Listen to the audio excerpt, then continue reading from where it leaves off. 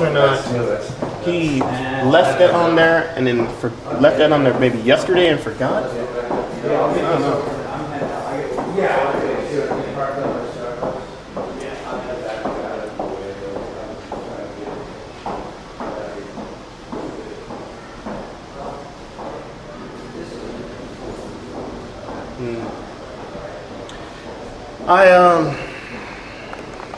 I'm not for censoring anybody. If the Ku Klux Klan can find funding for a remake of Birth of a Nation or a film adaptation of the Turner Diaries, go for it. I don't care.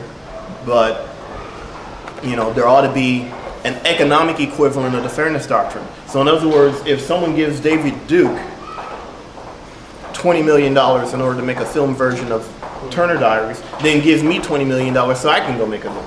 Wouldn't that mean if someone gives you $20 million, they have to give David Duke $20 million if you got funny and he didn't? You know what? It could be a contest. It would be like it would be an actually interesting reality TV series where you could have it where, okay, it's like a horse race.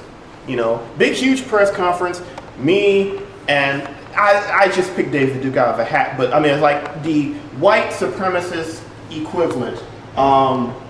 Some white supremacist filmmaker. I'm sure I'm sure they're out there. So you find the white supremacist filmmaker standing here at a press conference, and I'm standing next to him.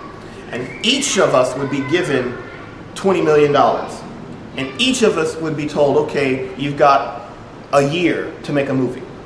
And so come back 1 year later, and, you know, it'd be like Battle of the Bands, except Battle of the Films. You know, it's like they run his film, then they run my film, or her film, and then run my film. You know, and yeah, that's.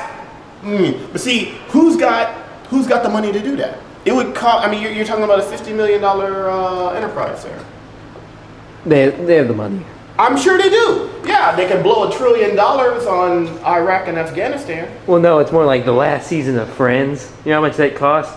They were each paid $1 million an episode. It's 22 episodes. $22 million times how many other friends? There were, yeah. I don't know how many friends were there, but. So that's the thing. There's clearly money to burn.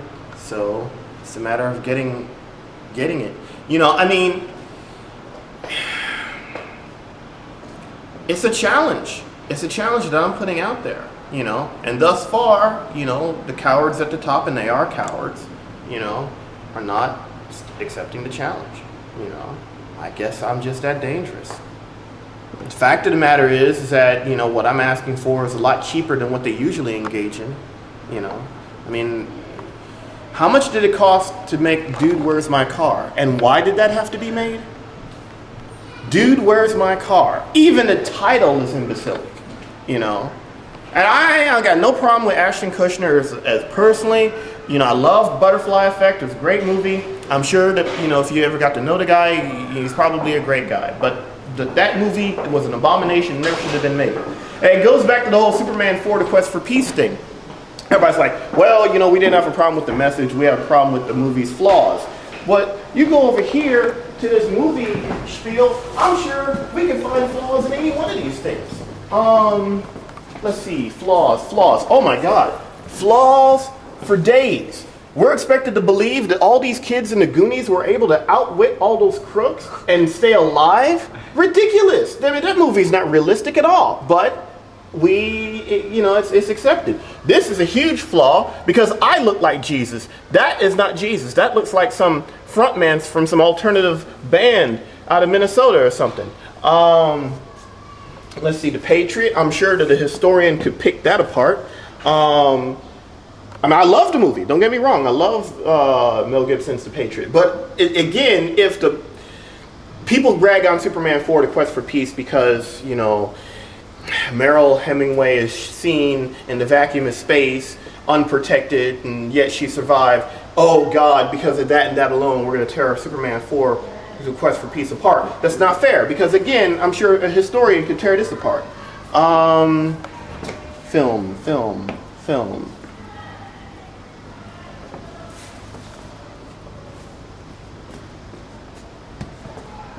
A lot of black folks have had problems with the Rocky films because, you know, it's like, you know, most of the villains are black. You know, Apollo Creed, you know, Clubber Lang. I mean, you know, folks have a big problem with that, you know. And yet, it's one of the most successful franchises ever, you know. And then, you know, even though, you know, in the last film, Rocky Balboa, you know, he's like 100 years old, we're still expected to believe that he can stand toe-to-toe for like 10 rounds with a young black fighter. No. See, again, don't talk trash about Superman 4: The Quest for Peace unless you're going to talk trash about every film, because they've all got flaws. This one right here, you know, I mean, I love Indiana Jones, but I mean, you know, it's got flaws too. That's just the ones that happen to be in this window, you know. And then there's him. Oh, God. Yeah, ask a Native American about John Wayne, you know. Good store, by the way. They used to run, in this rack here, they used to carry copies of the Seattle Center.